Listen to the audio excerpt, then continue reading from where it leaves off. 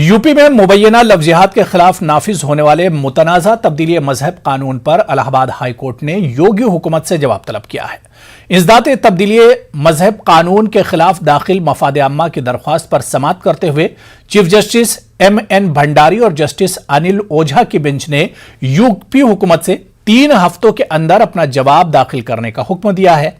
High court में दाखिल मफाद आम्मा की दरख्वास्त में कहा गया है कि इस्दाद तब्दीली मजहब कानून मुल्क के आइन में दिए गए बुनियादी हुकूक की सख्त खिलाफ वर्जी है। अर्जी में यह भी कहा गया है कि इस मुतनाज़ा कानून का फायदा कुछ सियासी पार्टियां अपने सियासी मकासद के लिए इस्तेमाल कर रही हैं। वाज़ेह कि इलाहाबाद हाईकोर्ट में इस्दाद तब्दीली मजहब कानून के खिलाफ 2 अर्जियां पहले से ज़ेर समाअत हैं। अब इस मामले की मजीद समाअत आइंदा 5 अक्टूबर को होगी।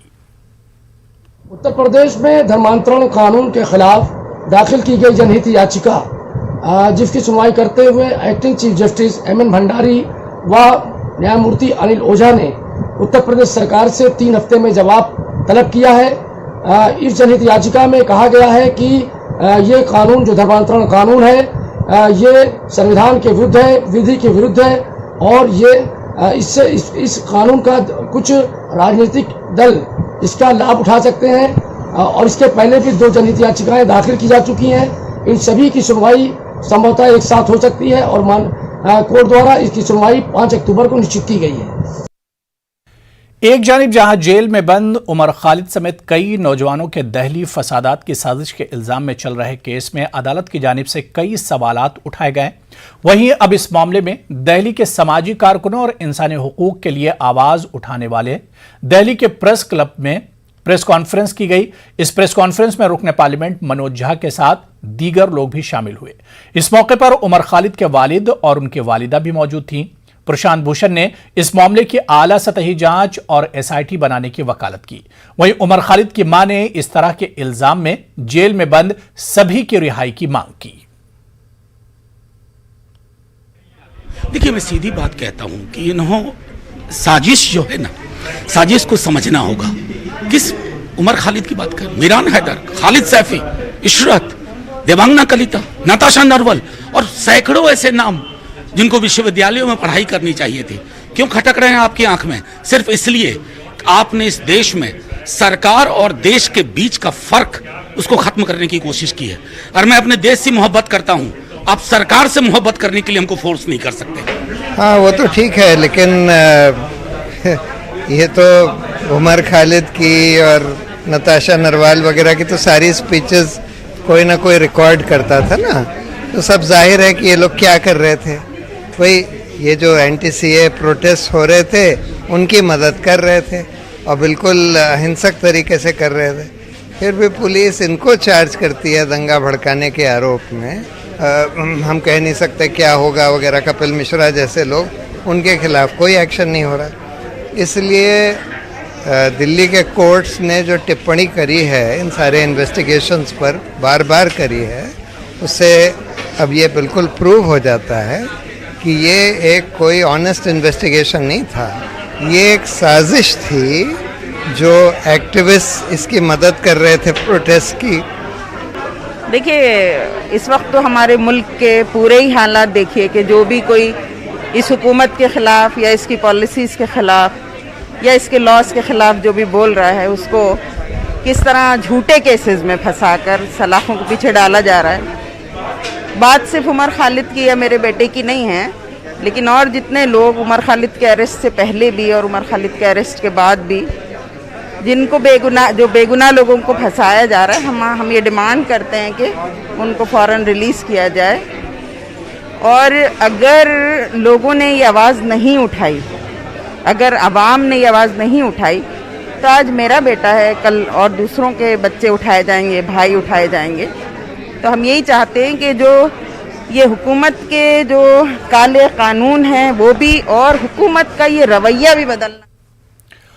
मुल्क की जेलों में ऐसे कई मुल्जिमीन कैद हैं जिनसे पहली मर्तबा जुर्म सरजद हुआ है और इनकी जमानत होने के बावजूद भी वो जेलों में ही कैद हैं।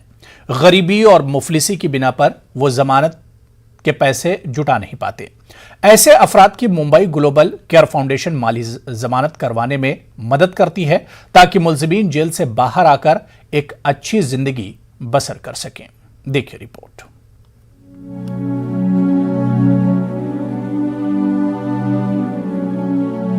मुंबई के कुर्ला इलाके की झोपड़पट्टी की तंगोतारी गली में नहायत छोटे से मकान में रहने वाली शमशाद और उसके शौहर मुजाहिद शेख मारपीट और झगड़े के इल्जाम में तकरीबन 9 महीने जेल में कैद रहे।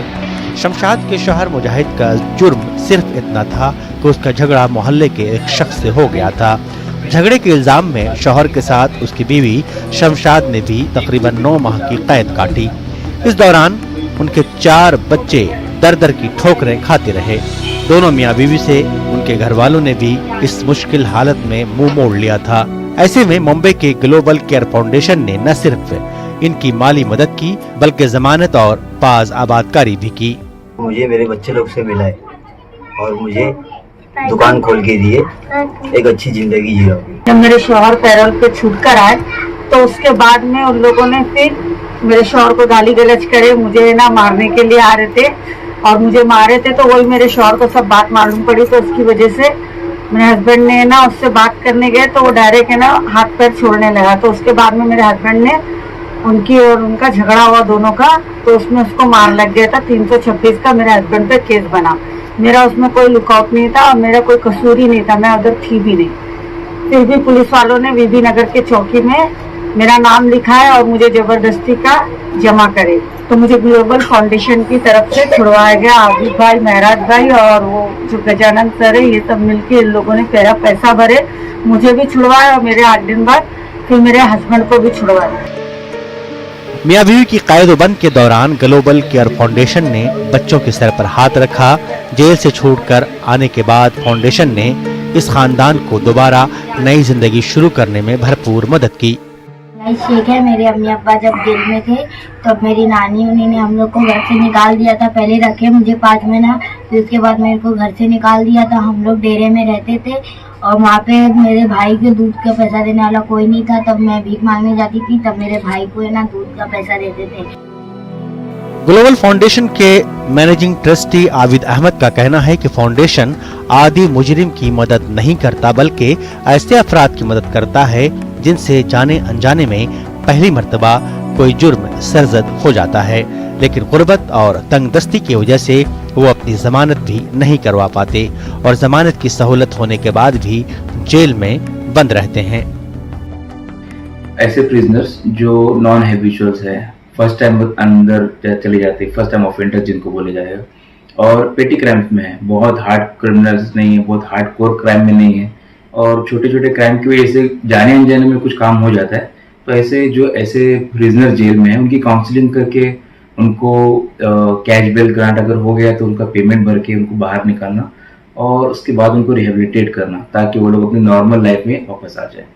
और ये काम irrespective of caste and creed and religion, यानी किसी पर्टिकुलर मजहब के लिए नहीं है, इसमें सारे लोगों के लिए इसके लिए बेनिफिट है। टाटा इंस्टीट्यूट के मुताबिक SC, ST, OBC और मुस्लिम तबके की बड़ी तादाद जेल की सलाखों के पीछे है। अदालत से जमानत मिलने के बाद भी वो जेल से बाहर नहीं आ पाते।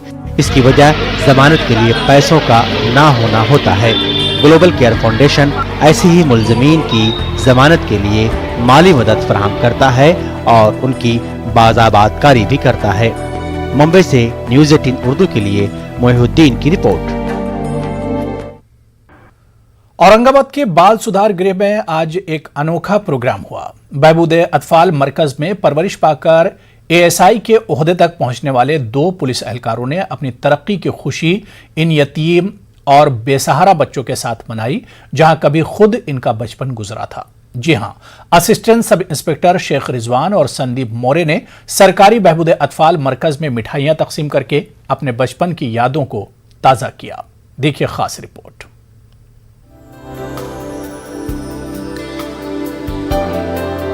एहसास महरूमी एक यतीम, यसीर और बेसहारा बच्चे से बेहतर कौन जान सकता है। इसी एहसास के साथ बहबूद अतफाल मरकज में परवरिश पाकर पुलिस महकमे में अपना मकाम बनाने वाले 2 assistant police inspector Sheikh Rizwan और संदीप मोरे ने अपनी तरक्की की खुशी वहां मनाई जहां दोनों का बचपन गुजरा, जहां उनकी तालीम तरबियत और परवरिश हुई।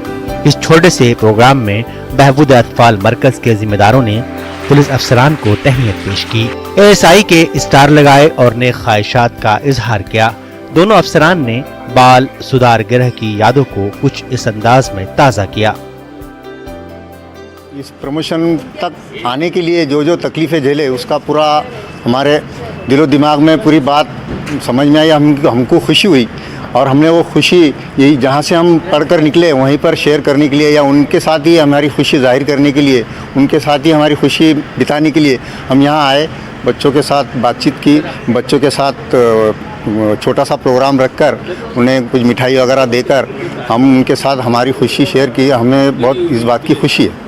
आने का उद्देश्य यही था कि इस संस्था में पढ़ के हम जो बने और आज हमको जो पुलिस में आने के बाद में जो तरक्की हुई, जो नाइक का प्रमोशन मिला, जमदार का मिला, अब ASI का मिला, जिस मास्टर ने हमको यहाँ पढ़ाया लिया उनकी तरफ से हमको जो नई खुशी मनाना था वो साहब के जरिए, हमारे सर के जरिए हमको स्टार लगाने थे, जिन्होंने हमको पढ़ने की, आगे बढ़ने की हिम्मत दी, शक्ति दी।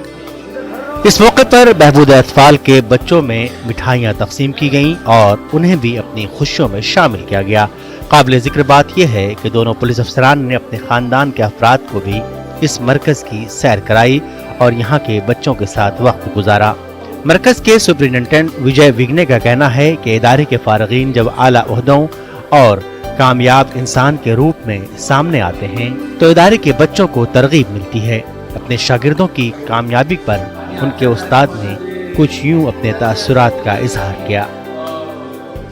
हमारे पुराने विद्यार्थी रिजवान शेख उस्मान और संदीप कर्णू मोरे, ये उस ज़माने में हमारे पास रहे थे और अच्छी पढ़ाई करके अपने आगे के उसूलों को कामयाब रखते हुए ये तरक्की के उस शिखर पर पहुँचे हैं। उसमें उनका खुद का भी बहुत बड़ा योगदान है, मेहनत है और हमने जो भी करना है और इस संस्था ने किया है उसकी ये आज एक मिसाल पूरी दुनिया में जा रही है। हमारा जो अभी इनमेट है, अभी जो हमारे संस्था में अभी जो भी केयर एंड प्रोटेक्शन के बच्चे हैं तो उनको प्रेरणा मिले कि जी ये बच्चे जो अनाथ निराधार निराश्रित जो कंडीशन से आते हैं वो कंडीशन से उनको मालूम पड़ना चाहिए कि यहाँ से कैसा स्ट्रगल होता है।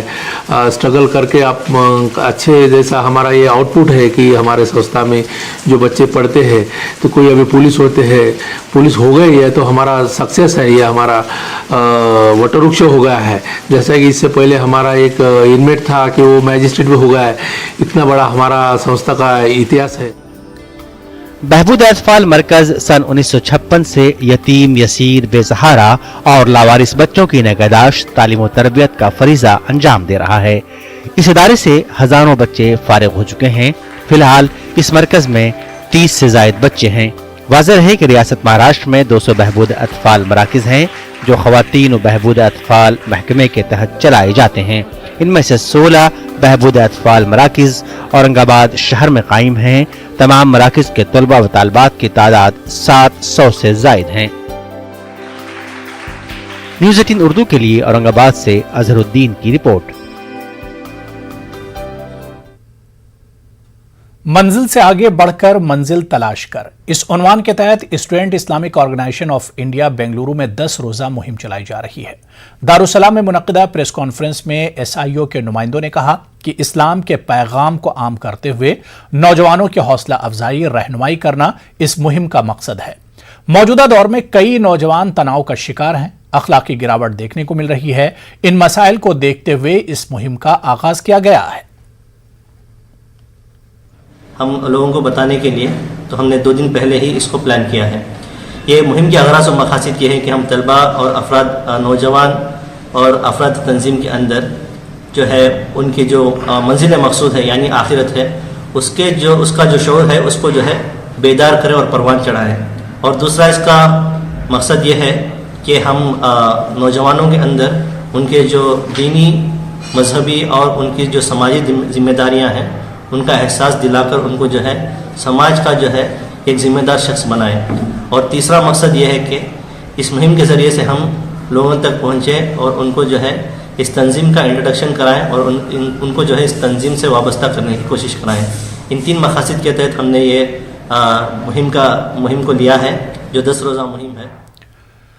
वहीं बेंगलुरु में मुनक्किदा हुसैन डे के इजलास से राज्यसभा के रुकन डॉक्टर सैयद नासिर हुसैन, मकामी रुकन असम्बली NA हारिस और बेंगलुरु के साबिक पुलिस कमिश्नर भास्कर राव ने खिताब किया। नासिर हुसैन ने कहा कि हजरत इमाम हुसैन ने हर तरह के जुल्म के खिलाफ आवाज उठाने की हिदायत दी है।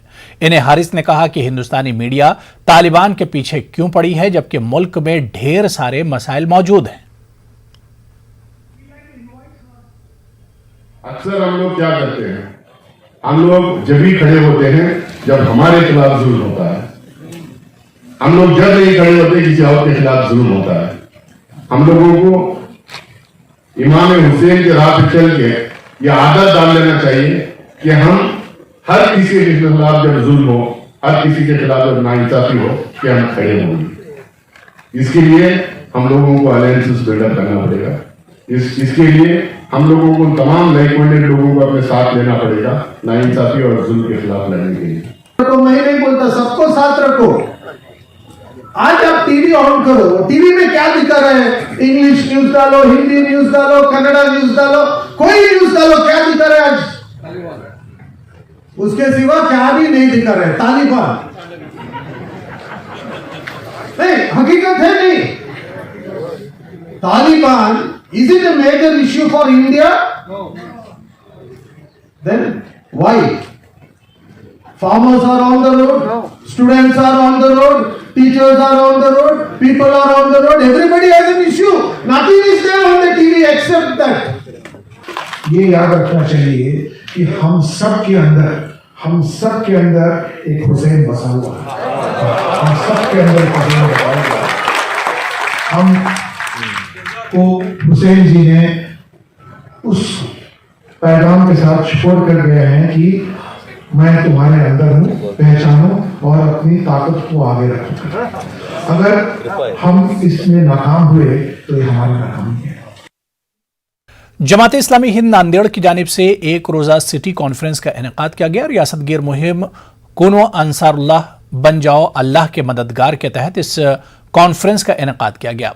जमात के रियासती अमीर रिजवानुर रहमान खान की सदारत में मुनक्किदा कॉन्फ्रेंस में इस्लाम के पैगाम को आम करने के लिए लोगों से मुत्तहिद होने की अपील की गई। कॉन्फ्रेंस में सैकड़ों की तादाद में मर्द और खवातीन ने शिरकत की। इस मुहिम के ज़रिए से जमात इस्लामी का ये ध्येय था कि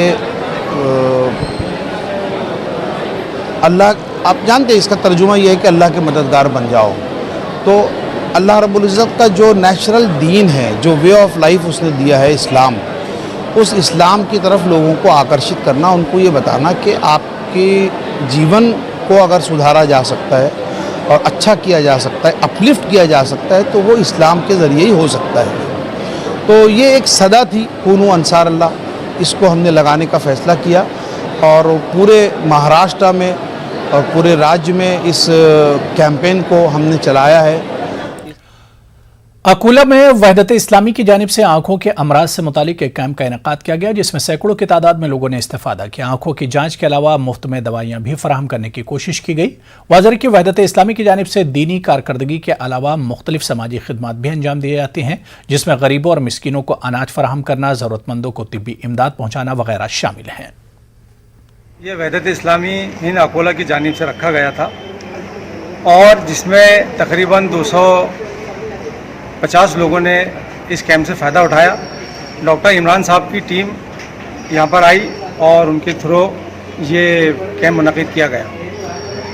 चूँकि वहदत इस्लामी ये जो काम है, जो फलाही काम है, जो सोशल काम है, ये ऐन दीनी काम है, इसको दुनिया और दीन से अलग नहीं किया जा सकता। कर्नाटक के रायचूर में वार्ड नंबर 7 और 8 के बाशिंदों ने तौसीशुदा टीपू सुल्तान रोड की तामीर में हो रही ताखीर के खिलाफ सियाह पट्टी बांधकर एहतजाज किया। डिप्टी कमिश्नर ऑफिस के सामने वाक़े टीपू सुल्तान गार्डन पर मुनक़िदा एहतजाज में मकामी लोगों ने कसीर तादाद में हिस्सा लिया और सड़क की बदहाली को लेकर नारे बुलंद किए। मकामी लोगों ने बताया कि सड़क की तौसी का काम मुकम्मल होकर तकरीबन 1.5 साल से जायद अरसा गुजर चुका है। टीपू सुल्तान रोड के लिए काम शुरू हुआ 1.5 साल से ज़्यादा हो गया, आज तक काम मुकम्मल नहीं हुआ। बहुत तकलीफ में है, लोग बहुत सारे गिर रहे हैं, जिसमें डॉक्टर साहब खुद इसी टीपू सुल्तान रोड पर किडनी हॉस्पिटल है, वो उसके डॉक्टर तानाजी है ना, उस पर गिर चुके हैं। ये बहुत तकलीफ का अमल है। म्यूनसिपालिटी वाले बिल्कुल है ना नज़रअंदाज कर दे रहे हैं काम के लिए। 10 मरतबा इस एरिया के इलेक्टेड पर्सन है ना अपने नाम से कंप्लेंट दिए हैं, उसके बावजूद आज तक काम नहीं हुआ। वो कापी हमारे पास मौजूद है। यहाँ पे काम शुरू करके टीपू सुल्तान रोड पे 1.5 साल हुआ है, काम चलते जा रहा है, लेकिन कुछ इम्प्रूवमेंट नहीं दिख रहा है काम में, बहुत देर हो रहा है। इससे पेशेंटों को पैदल चलने नहीं, सभी लोगों को तकलीफ हो रही है बहुत ज़्यादा। हमारे पास सीरियस पेशेंट आते हैं, सिकली पेशेंट आते हैं, डिलीवरी के पेशेंट आते हैं, बहुत सारे पेशेंट आते हैं।